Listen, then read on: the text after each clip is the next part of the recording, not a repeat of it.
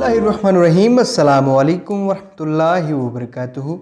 Islamic tube में खुश आमदीद। नज़रीन, तवाफ़ के लुग़वी मानी घूमना और चक्कर लगाना के हैं। ये एक इस्लामी इस्लाह है।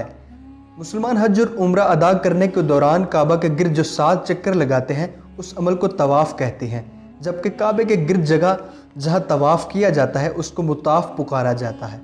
तवाफ़ के लिए भी नमाज ही की तरह बदन और लिबास का पाक होना ज़रूरी है।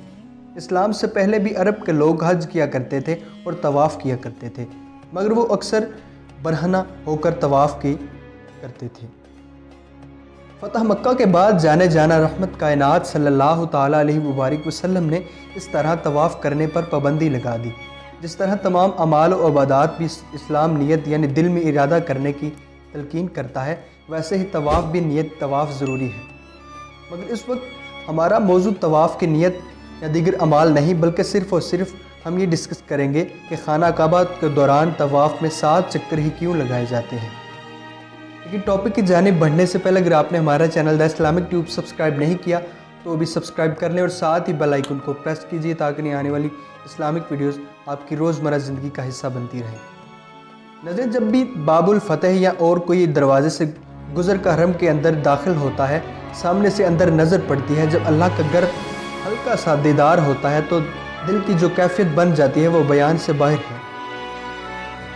पत्थर से पत्थर दिल भी मोम हो जाता है और कुफर पाश पाश हो जाता है। हम खुराना हुजूम से वास्ता आगे पहुँचते हैं तो सारे पर्दे एकदम वाह हो जाते हैं।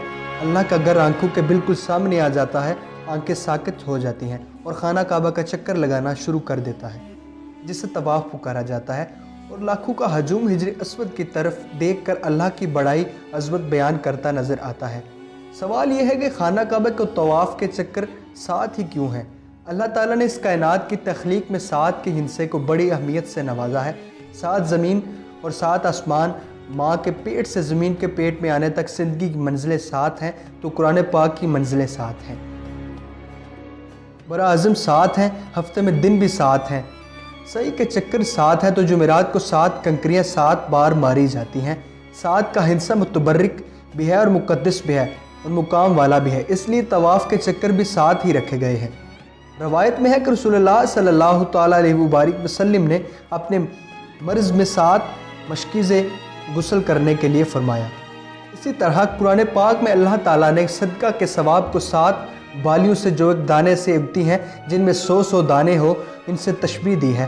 जब हज़रत यूसुफ अलैहिस्सलाम कैद में थे तो बादशाह ने कहा कि मैंने ख्वाब में देखा है कि 7 मोटी गायें जिनको दुबली पतली गायें खा रही हैं और 7 बालियां हैं हरी भरी और 7 सूखी हुई बिल्कुल खुश्क हैं।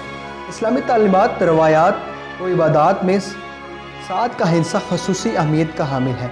ऊँट की कुर्बानी में 7 अहबाब सवार हो सकते हैं, इसी तरह गाय की कुर्बानी में भी 7 हिस्सेदार शामिल हो सकते हैं। इसके अलावा 7 के हिस्से में हिकमत भी है, फ़लसफ़ा भी है, जिसे अल्लाह ताला ही बेहतर जानता है। सवाल यह है कि तवाफ़ काबा में 7 चक्कर हैं और क्यों लगाए जाते हैं? तो उलमा की राय में अमूरी ताबदी है, इनका दारो मदार समा पर होगा।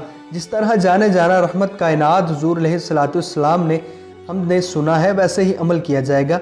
चुनांचे तवाफ़ काबा के दौरान 7 चक्कर लगाने का हुक्म दिया गया है, इसमें भी कमी पेशी नहीं की जा सकती। बाकी इस अमल के पीछे राज क्या है वो अल्लाह और उसका रसूल ही बेहतर जानता है। नाज़रीन, हमें उम्मीद है कि आज की हमारी काविश आपको ज़रूर पसंद आएगी। इस वीडियो को ज़्यादा से ज़्यादा शेयर कीजिए और लाइक कीजिए। मिलते हैं एक नई वीडियो के साथ, तब तक के लिए अल्लाह हाफ़िज़।